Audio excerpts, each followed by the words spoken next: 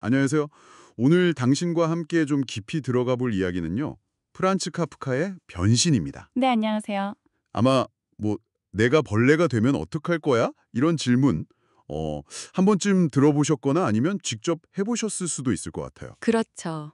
꽤 유명한 밈처럼 쓰이기도 하고요. 네.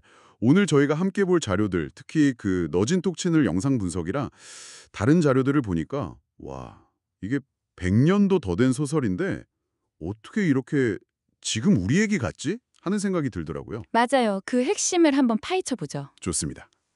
자, 그럼 이야기는 뭐 다들 아시다시피 평범한 외판온 그레고르 잠자가 어느 날 아침에 갑자기 거대한 벌레로 변한 자신을 발견하면서 시작되죠. 네, 근데 진짜 놀라운 건 자기가 벌레가 됐다는 충격보다도 당장 출근 못하면 어떡하지? 이걸 더 걱정하잖아요. 네, 맞아요. 뭐 기차 시간 놓쳤다, 상사한테 혼나겠다 이런 현실적인 걱정들이 먼저 앞서는 거죠. 참, 그렇죠. 그 후에 가족들 반응을 보면요. 처음에는 그래도 좀 충격받고 걱정하는 것 같기도 해요. 특히 여동생 그레테가 되게 애쓰잖아요. 네, 헌신적으로 돌보려고 하죠. 음식도 넣어주고 방도 치워주려고 하고. 근데 그게 오래 가지는 못하죠. 그렇죠. 그리고르가 더 이상 돈을 벌어오지 못하게 되면서부터 이 가족 분위기가 확 바뀌는 것 같아요. 맞습니다. 당장 먹고 사는 게 힘들어지니까 아버지도 어머니도 심지어 그레테까지 다들 일을 시작하게 되거든요. 그러면서 그레고르는 점점 그냥 귀찮은 존재, 뭐 짐처럼 되어가는 거죠? 네, 아버지가 던진 사과가 등에 박혀서 막 골마가는데 제대로 치료도 못 받고. 그 장면 진짜 너무 아팠어요. 그렇죠. 그리고 또 하숙인데 들였는데 그 앞에서 또 소동이 벌어지잖아요. 그레고르가 음악 소리 듣고 나왔다가 맞아요. 결국엔 그를 제일 아꼈던 것 같던 여동생 입에서 저건 더 이상 오빠가 아니에요. 저 괴물을 없애야 하여. 이런 말까지 나오게 되죠. 와. 그 말을 듣고 그레고르는 결국 방에 들어가서 조용히 죽음을 맞이하죠. 그리고 가족들은 놀랍게도 슬퍼하기보다는 오히려 약간 해방감을 느끼면서 새로운 시작을 계획하잖아요. 정말 씁쓸하죠. 네, 정말 그렇죠. 그래서 이 이야기가 도대체 뭘 말하고 싶은 걸까? 많은 해석이 있는데 네. 저희가 본 자료들에서는 특히 에리히 프롬의 개념을 통해서 이 작품을 좀 통합적으로 보려는 시도가 인상 깊었어요. 맞아요. 뭐 카프카 개인적인 경험, 아버지와의 관계라던가 아니면 자본주의 사회에 대한 비판, 뭐 실존주의적인 관점 이런 것들이 다 있지만 에르프롬의 소유 양식과 존재 양식 개념으로 이걸 묶어서 설명할 수 있다는 거죠. 소유 양식. 그게 구체적으로 어떤 거죠? 쉽게 말하면 사람이나 관계를 어떤 기능이나 쓸모, 즉 조건으로 평가하는 태도예요. 기능이나 쓸모요? 네, 마치 물건처럼요. 예를 들어 이 스마트폰이 전화도 잘 되고 앱도 잘 돌아가면 좋은 폰이지만 고장나면 그냥 고물이잖아요. 네, 그렇죠. 사람 관계도 그렇게 본다는 거예요. 그레고르가 돈을 벌어올 때는 가족을 부양하는 유용한 존재로서 가치가 있었지만 벌레가 되어서 그 기능을 못하게 되니까 그냥 쓸모없고 혐오스러운 존재가 되어버리는 거죠. 겉으로는 걱정하는 척해도 그 밑에는 무의식적인 혐오감 같은 게 깔려 있다는 그 묘묘한 쎄함 같은 게 느껴지는 이유군요. 이거든요. 그럼 그 반대 개념이라는 존재 양식은 뭔가요?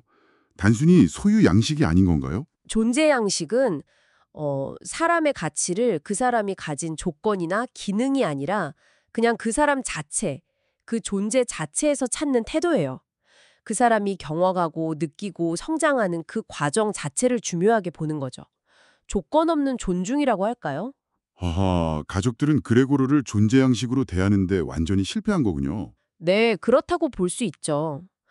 그런데 그럼 그레고르는 그냥 이 소유 양식의 일방적인 희생자이기만 한 걸까요? 그 부분에 대해서도 자료에서 좀 다른 시각을 제시하던데요? 맞아요.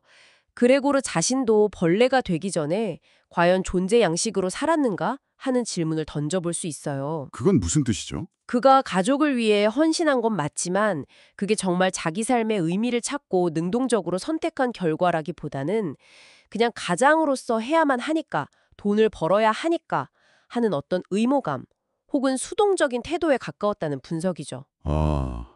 자신의 진짜 욕구나 삶의 의미 같은 건 돌아보지 못한 채 그냥 일하는 기계처럼 살면서 이미 정신적으로는 좀 소외되고 비인간화되어 있었을 수도 있다는 거군요. 그렇죠.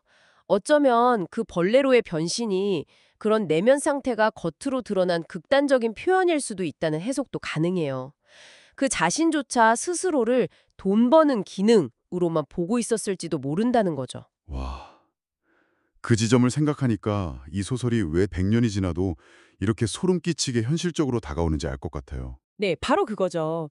현대사회, 특히 우리가 사는 여기도 여전히 사람의 가치를 그 사람이 가진 것, 직업이나 수입, 성취 같은 외적인 조건으로 판단하는 경향이 너무 강하잖아요. 그래서 그 밈처럼 내가 벌레가 되면 쓸모 없어지면 어떡할 거야?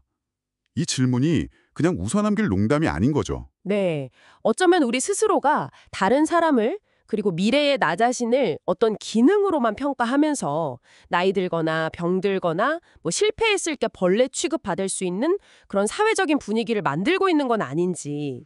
스스로 단두대를 만들고 있는 셈이라는 표현이 참 와닿네요. 결국 작품 속에서 보이는 문제들, 소통이 안 되고 진정한 관계는 사라지고 나는 누구인가 하는 정체성의 위기 같은 것들이 그냥 100년 전 이야기가 아니라 바로 지금 여기 우리의 문제이기도 하다는 거죠. 오늘 카프카의 변신을 통해서 정말 많은 생각을 하게 되네요.